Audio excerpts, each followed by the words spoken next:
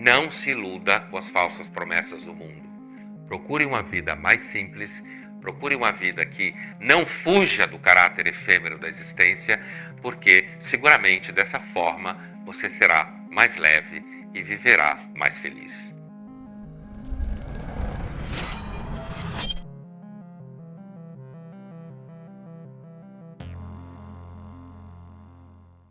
A escola estoica, por sua vez, e o nome vem do fato de Zenão, o criador, pregar no pórtico de Atenas, que em grego você falava estoia, daí o nome estoicismo.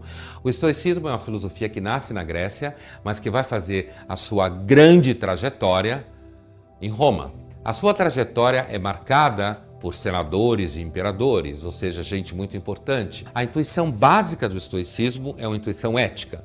E a intuição do estoicismo é a seguinte: a vida é efêmera, a vida é instável, a vida frustra.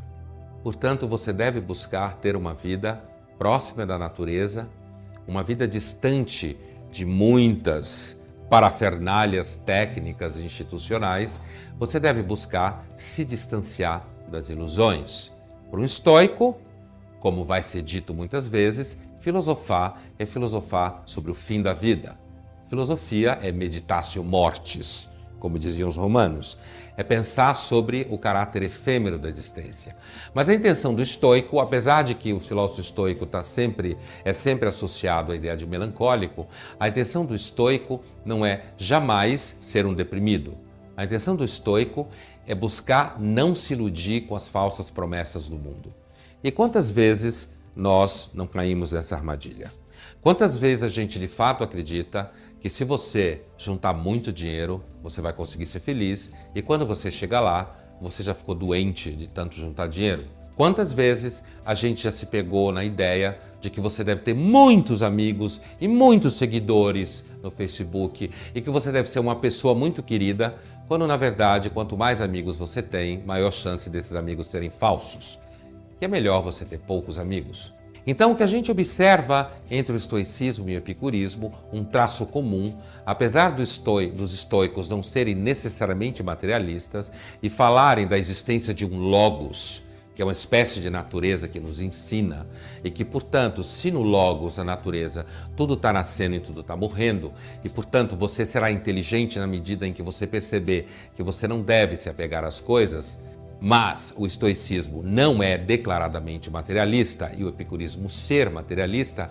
Essas duas filosofias são marcadas, antes de tudo, por uma ética.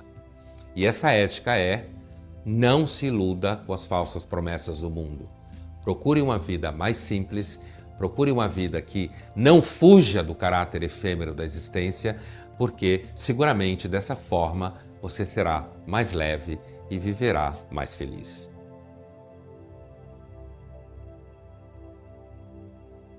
Em que medida isso é correto e em que medida isso distorce a ideia de Epicuro? Distorce primeiro porque inclusive a palavra hedoné, prazer em grego antigo, vira hedonismo. Tem gente que acha que ser hedonista como epicurista é você comprar coisa cara no shopping. É a ideia de que se você for ambicioso e realizar sua ambição, aí você será feliz. Aí você vai ter prazer pela realização do sucesso. Essas duas ideias, que muita gente pode associar a uma vida hedonista, como a busca do prazer do sucesso, a busca do prazer do enriquecimento, a busca do prazer de ser uma pessoa única. Eu adoro essa eu adoro. Essa ideia de que o autoconhecimento vai fazer você descobrir que você é uma pessoa maravilhosa e linda. O autoconhecimento, na maioria das vezes, se for verdadeiro, pode fazer com que você entre em depressão consigo mesmo. Por o epicurismo é uma escola que buscava um estilo de vida simples, próximo à natureza, tudo isso parece estoicismo, mas o epicurismo tinha um foco que era o seguinte: se tudo é acaso, para o estoicismo não é. Para o estoicismo existe um logos, uma razão, um ordenamento cósmico de tudo, a tal da pronoia, providência. O epicurismo parte da ideia de acaso. A contingência tudo reina. É contingência.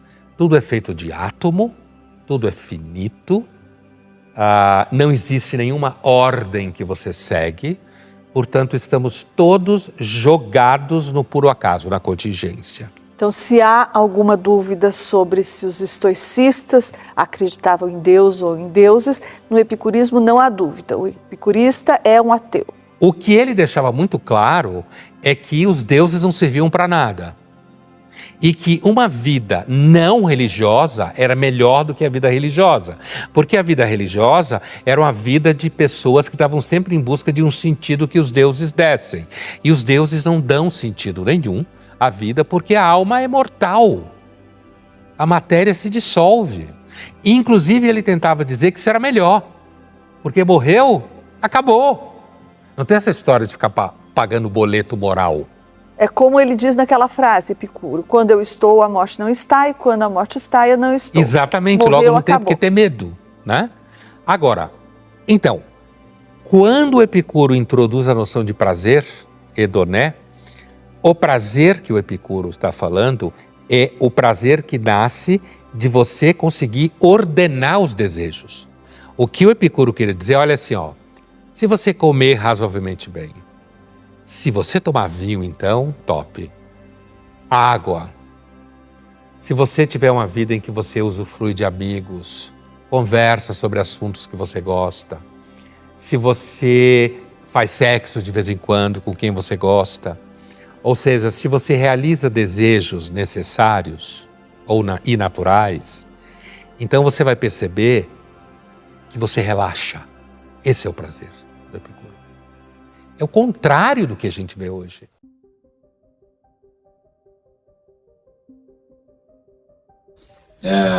Eu não gosto muito dessas aplicações diretas de escolas filosóficas, né? Como quem me segue que sabe. A base do estoicismo era identificar a diferença entre aquilo que você pode mudar e aquilo que você não pode mudar. Então, identificar aquilo que está ao alcance da nossa ação daquilo que não está ao alcance da nossa ação. Então, nesse primeiro sentido, a famosa busca do estoicismo de fazer o discernimento entre o que está ao alcance da nossa ação e o que não está, e aquilo que não está ao alcance da nossa ação não deve ser nosso objeto de ansiedade, e aquilo que está ao alcance da nossa ação deve ser objeto da nossa racionalidade e da nossa ação. Uma outra coisa importante no estoicismo é a percepção do caráter efêmero das coisas. E essa percepção do caráter efêmero muitas vezes é representado como um comparativo entre nós e a natureza, entre nós e o logos, como eles falavam, no sentido de uma grande divindade ou um grande princípio racional imanente às coisas, né? Para não fazer uma interpretação do estoicismo como uma escola filosófica que teria um deus ou alguma coisa assim. Nesse sentido, o estoicismo nos ensina a não querer ser maior do que a natureza e, ao contrário disso, aprender a viver com a natureza. É daí que vem o entendimento de que o estoicismo seria uma escola filosófica que prega uma certa resignação ou uma certa acomodação aos ditames do logos e da natureza, portanto, saber que todos vamos morrer, portanto, saber que o mundo engana, portanto, saber que se você deseja mais do que você precisa, você tende a sofrer cada vez mais. Então, o estoicismo buscava aquilo que ficou conhecido, né, na história da filosofia como a autarquia estoica, que é a busca de você mesmo ser o princípio da sua vida, não no sentido metafísico, mas no sentido em que você se torne o mais possível autônomo das frustrações, das angústias que afloram no nosso coração quando a gente não leva em conta o nosso tamanho, o nosso caráter efêmero e o quanto a gente depende de elementos naturais e que estão numa esfera extra, de certa forma, humana. Portanto, o estoicismo investia na busca da autonomia, né? Na busca do autocontrole. Então, se você pensar numa situação como a de hoje, de pandemia, não há dúvida que a ideia de você buscar uma autonomia com relação à saturação de informação histérica que tem por aí, a ideia de você buscar autocontrole com relação a, de novo, não se deixar contaminar pelos apocalípticos e por aqueles que falam besteiras do tipo que o mundo vai acabar.